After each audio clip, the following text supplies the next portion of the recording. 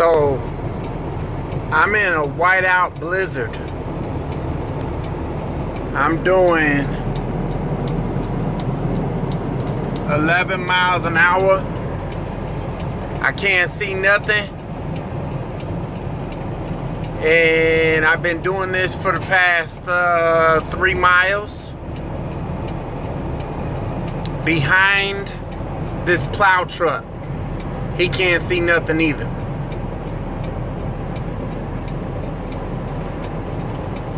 This shit is insane. I've never experienced this before. The wind is blowing really hard. I'm just trying to keep it on the road. I don't want to go off in the ditch because I won't get it out. As long as I stay behind him, I'll be all right. Like he got caught in the ditch.